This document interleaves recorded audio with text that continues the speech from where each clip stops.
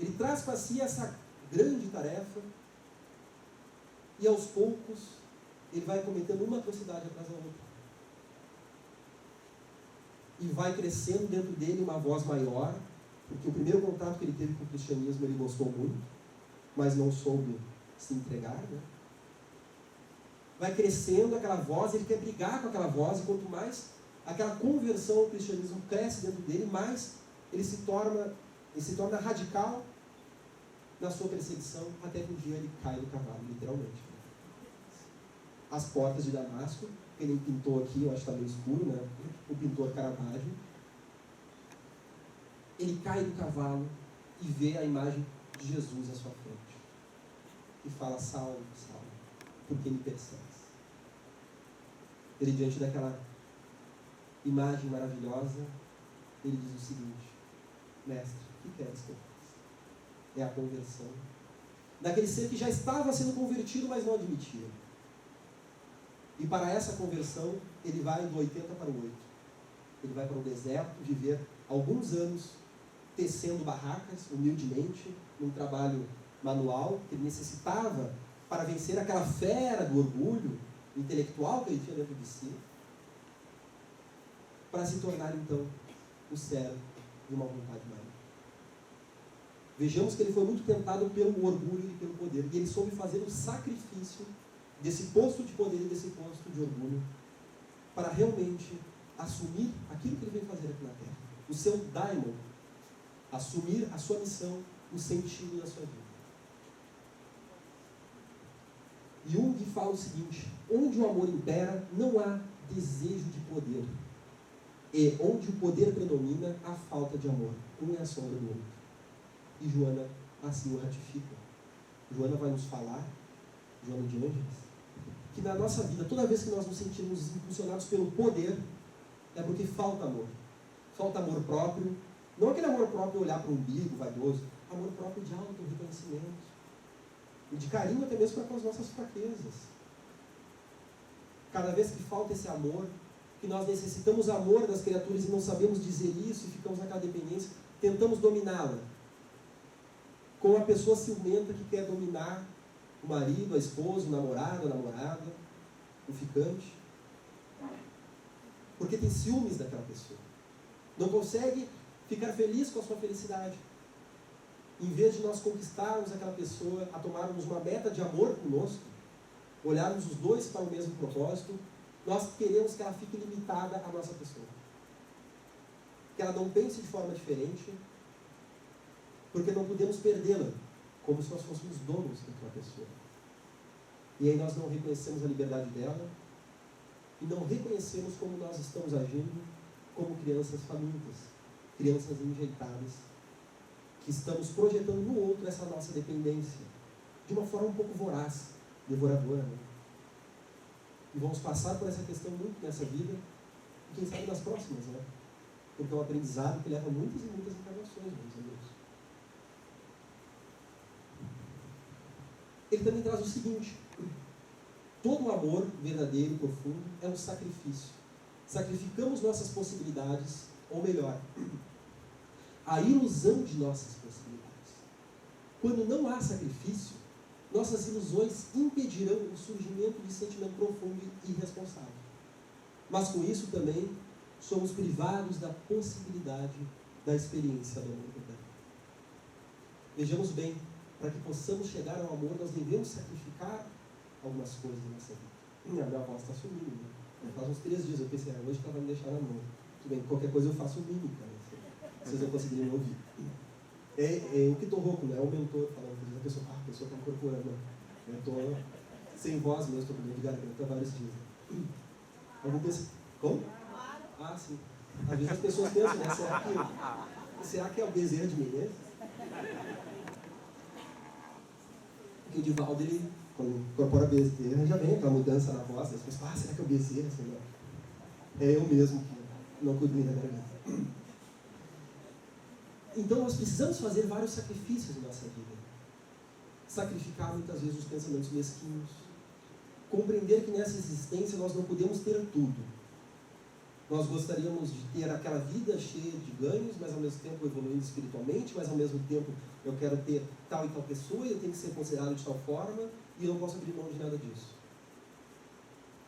Como é que nós podemos dialogar com esses propósitos?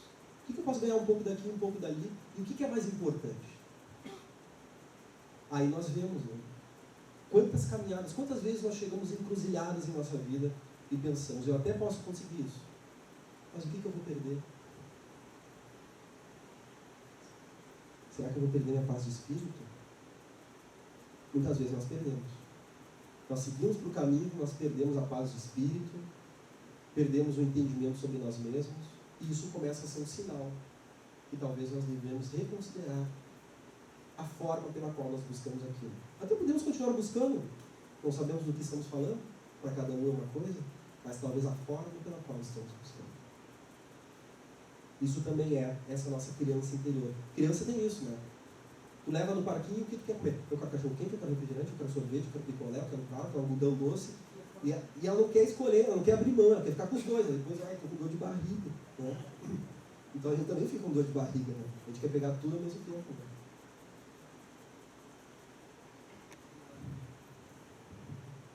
Eu acho que esse exemplo mostra muito bem isso que nós queremos trazer. Você lembra daquela passagem do Evangelho que um jovem chega a Jesus e diz: Mestre, como posso chegar ao reino dos céus? E ele diz: ama teu pai, a tua mãe, honra teus pais, não cometa adultérios, não cometa furto, não haja contra o teu próximo. E ele diz o seguinte: mas mestre, eu faço isso desde que eu era pequeno, desde que eu era mais jovem. Eu já era faixa preta. Né? E Jesus olha para ele e diz o seguinte: então vai, dá tudo que tens e me segue. Imagina se a gente estivesse diante de Jesus agora e diz o seguinte: tu vais ser meu discípulo, dá tudo que tens e segue. Lembra do finalzinho da passagem? E o jovem foi-se triste, pois ele havia muitos bens. Ou seja, ele já era uma pessoa que estava conectada ao bem na sua caminhada, intimamente. Mas ele não soube dar este passo a mais que na sua existência foi significativo. Esse espírito era miramês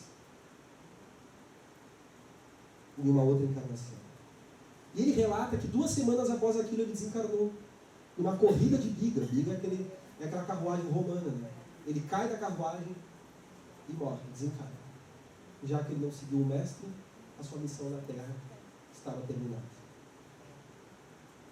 Vamos encontrar então Fernando Miramês de Oviedo, reencarnado, já com esse nome agora, no século XVI na Espanha, como um grande amigo do rei Luís XIV. E o rei, que tinha ele como um amigo muito próximo, tinha muito amor pela sua pessoa, ele vai ver que Miramês tinha alguns defeitos. Por exemplo, Miramês não gostava de guerra, não gostava de violência, ele gostava dos escravos, tinha amor pelos índios, achava que todo mundo era igual. Esse Miramês não sabe de nada, né? O que o rei faz? Ele pede que Miramês venha ao Brasil, no Maranhão, para inspecionar como é que estava sendo a colonização portuguesa aqui, já com propósitos mesquinhos pela coroa espanhola. E Miramês, que tinha muito interesse por aqui, ele vem. Quando ele está próximo a voltar para a Espanha, ele não quer voltar, porque ele se afeiçoou aos índios e aos escravos aqui no Brasil. E aí que, refletindo sobre isso, ele ouve uma voz ao seu ouvido, que diz o seguinte: pode passar. Se queres ser perfeito, vai, vende o que tens, dá aos pobres, e terás o tesouro no céu. Pode passar. Era a fala de Jesus, citada na parábola do mancebo rico, presente no Evangelho. E ele se dá conta que essa passagem. E ele diz assim: mas eu conheço essa voz. O que é isso que está acontecendo comigo? E aí vem a resposta: Fernando, podes vender todas as tuas posses na Espanha e distribuir o dinheiro entre os necessitados de tua pátria. Os daqui, necessitando passar pelos processos renovadores, precisam mais da tua riqueza mental, do resultado das tuas mãos operosas, do tesouro armazenado em teu coração e da tua presença confortadora. Vejamos bem, Ele ouviu o mestre mais uma vez me lançar ao mesmo time. E foi o que ele fez.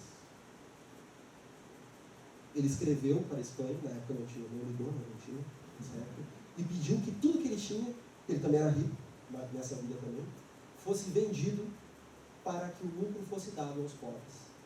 E ele ficou, então, no Maranhão, entre os escravos e entre os índios, em uma missão que lhe levou a uma grande felicidade dessa sua existência terrena.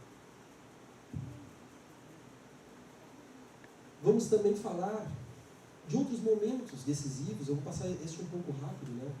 Como, por exemplo, o momento que Leon Tolstói, o grande escritor russo, através da psicografia de Célia Xavier de Camargo, vai nos falar de outras passagens históricas que ocorrem na Rússia e que ele vê pelo plano espiritual. Como, por exemplo, em 1917, quando é derrubada a monarquia dos Romanov pela Revolução Socialista. E naquele momento, naquela revolução social, como sempre há aqueles que fazem disso um bem maior e outros nem tanto, há aqueles que fizeram, como foi na sua maioria, um grande cataclisma moral. Eles pegaram, por exemplo, a família real, poderia apenas ser tirado do poder? Não. Eles os massacram e os fuzilam, todos eles que estão aí, inclusive as crianças. E Leon Tolstói, ao lado da família, viu que ali estavam grandes nobres do passado, grandes no sentido social, que haviam errado para com o povo inúmeras vezes. Déspotas controlavam o povo com mão de ferro, deixando muitos passar fome. E que através dessa expiação eles estavam se libertando desse passado. E que saíram dali mais iluminados do que antes. E é por isso também que nesse comportamento que nós temos diante das tragédias, é que nós encontramos também um momento axial, um momento chave para o aproveitamento dessa presente revelação. Nós vamos ver o que Freud falou, de que é nas grandes guerras que nós temos o ser humano mostrando o seu caráter mais mesquinho ou mais iluminado. Nós vemos aquelas filmagens no Haiti em 2010, em que as pessoas passando fome, nós vimos hordas de pessoas com paus e pedras batendo naqueles que queriam pegar a comida. E também há aqueles que nesse momento de tristeza vão se unir para ajudar o próximo, vão fazer o contrário, semelhante ao que o Franco fez. Tem um filme muito pesado, mas eu acho que tem um ensinamento muito interessante. Aquele filme histórico, A Queda, As Últimas Horas de Hitler, ele vai mostrar as últimas 24 horas de Hitler. E me chamou a atenção uma coisa. No início do filme, há um médico alemão, ou seja, que está do lado dos nazistas, né, e que está no hospital de guerra. E chegam soldados americanos, soldados ingleses, soldados russos principalmente, precisando de ajuda. E ele não se nega a ajudar aqueles soldados que eram do lado inimigo. Depois o filme é uma sucessão de atrocidades. Quanto mais os nazistas viam que estavam perdendo Berlim, a capital, eles iam se suicidando um a um, com pílulas de cianureto. Inclusive Hitler veio a tirar a própria vida dessa forma, nesse teatro de honra, para finalizar essa existência que se utilizou de péssima maneira. E daí, ao final do filme, 24 horas passadas, aparece o médico saindo do seu corpo. Enquanto, em 24 horas, várias pessoas cometeram atos que provavelmente vão levar décadas e séculos na espiritualidade e nas reencarnações para conseguirem ressarcir o próximo e a si mesmos. Aquele médico passou 24 horas de plantão fazendo cirurgia em pessoas de todos os lados da guerra que precisavam da sua atenção. Vamos ver também Oskar Schindler, aqui a sua face verdadeira e depois a representação do cinema, da lista de Schindler, que foi um industrial alemão que correu vários riscos para se infiltrar nos cargos de poder, porque ele tinha poder, eles precisavam da indústria dele na guerra, para então conseguir livrar inúmeros judeus dos campos de concentração. E nesse momento de transição planetária, onde somos convidados a lidar com várias tragédias que há no mundo, momentos de transformação, é também um convite para que aqueles direta e indiretamente envolvidos nessas transformações possam encontrar dentro de si a luz e não as trevas. Na verdade, as trevas nós encontramos, mas é um convite para que nós possamos lidar com elas e escolher se queremos qual caminho, assim como Emmanuel foi convidado a escolher essa altura.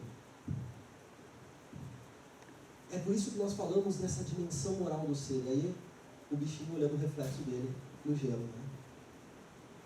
Freud falava que a moral ela faz parte do que ele chama de superego, ou seja, a moral é aprendida, ela é imposta pela sociedade através principalmente do sentimento de culpa. E a moral ela vai impedir que nós possamos realizar tudo que nós queremos nessa hora, o que é bom, né? Imagina nessa hora se eu tiver vontade de ir ao banheiro, né? Não vou ir aqui, né? Eu vou esperar para depois. É exatamente esse superego que vai segurar essa nossa vontade de fazer tudo a toda hora. Nós vamos postergar o alívio do alimento, né? Por exemplo, se eu tiver fome agora, né? Eu não vou tirar uma bolachinha do bolso e ficar com vocês comendo, né? Eu vou postergar a minha necessidade fisiológica. Mas o Jung foi adiante, ele fala que a moral vem por duas formas. Existe a moral essa que vem de fora, existe também a moral que é uma dimensão da psique, da nossa mente.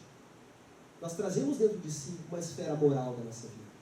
E o nosso inconsciente, que é aquele inconsciente que nós falamos que tem uma finalidade, ele nos impõe essa moral. Há, por exemplo, um caso de uma paciente que atendi há uns anos atrás e que ela trouxe uma questão muito interessante. Ela estava me contando como ela ama a irmã que já havia desencarnado e realmente a passagem dela tinha muito a ver com essa irmã. Essa irmã tinha desencarnado de forma trágica, ela mais a sobrinha, e ela amava muito essa irmã, e ela ia várias vezes no cemitério ver essa irmã, principalmente no dia de finados, que nem esse que passou agora há pouco. E ela falava que ela tinha o costume de dar flores para a irmã. Né? Ela pegava a flor do túmulo do vizinho e botava no da irmã. Era isso que ela fazia sempre. Né? E ela contou uma vez que tinha uma senhora que teve o disparate de não deixar ela fazer isso. O tamanho era a maldade daquela senhora. Ela falou o seguinte, que ela cutucou o namorado, na época era o namorado que ela tinha, né? E disse assim que aquela senhora, de uma forma desrespeitosa, assim que aquela velha sair dali, nós pegamos o buquê. E a senhora escutou. O que a senhora fez? Plantão, né? E ela decidiu que ela ia ser mais resistente que a senhora. Algumas horas depois, a senhora, cansada, resolveu ir para casa, e a senhora foi lá e avisou o segurança para não deixar ela fazer isso. E ela ficou indignada. Vejamos bem a cara de pau dessa senhora.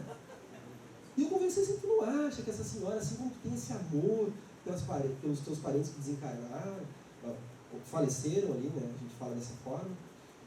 Tu não acha que para ela era importante ela dar essa flor? Não tinha um significado importante como tem para ti?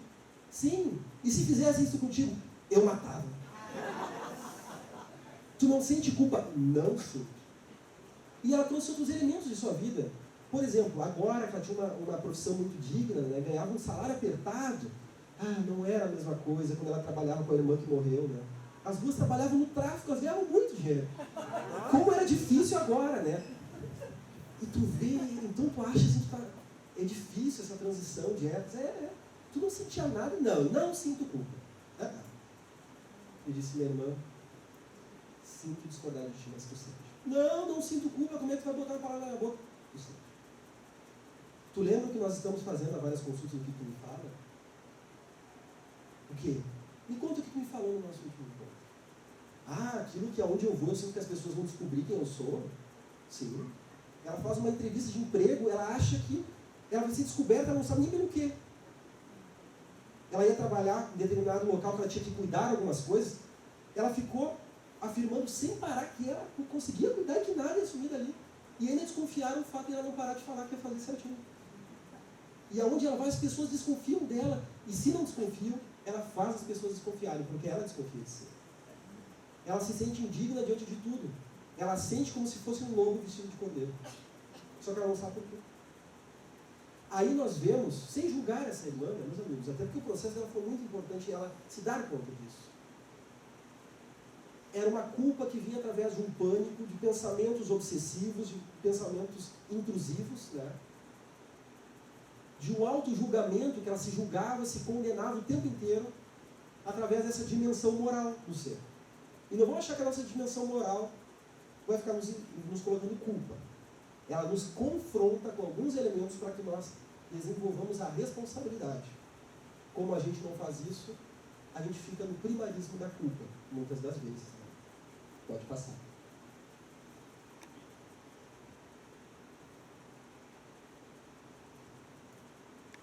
Há um pequeno vídeo.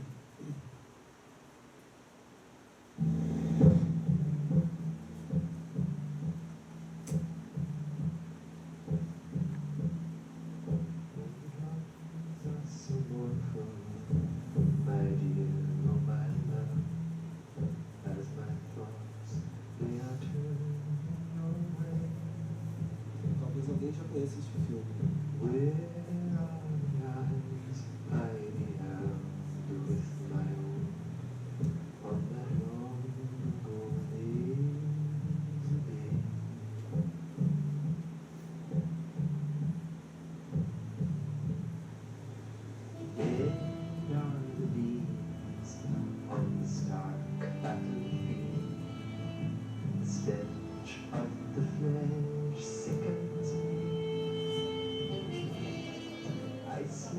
Soaking wet, and the worms ate my bread, and the mourning of men filled the air. Oh, green are the leaves on the old apple tree, those sweet perfumed blossoms of spring,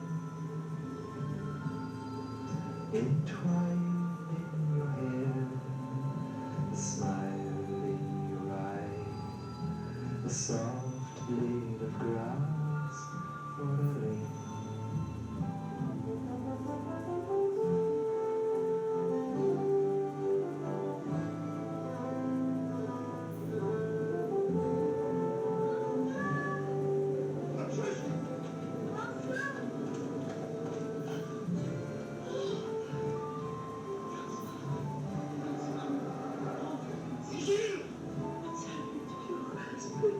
He's come back from the war because he's ill.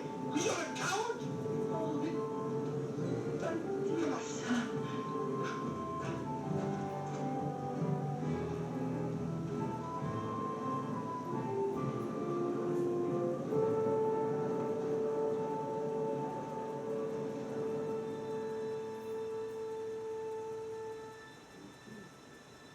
Acho que tá bom.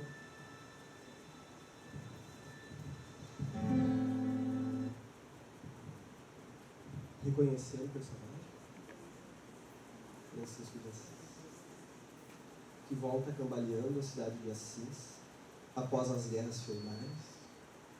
Ele havia saído como um possível grande cavaleiro, já era um grande comerciante junto ao seu pai, Pedro Bernardone, e ele tinha saído com votos de se tornar um grande líder, um grande cavaleiro, cheio de fama e de tesouros, naquela Itália durante a Idade Média. Ele volta doente, alquebrado, vai passar longos estágios,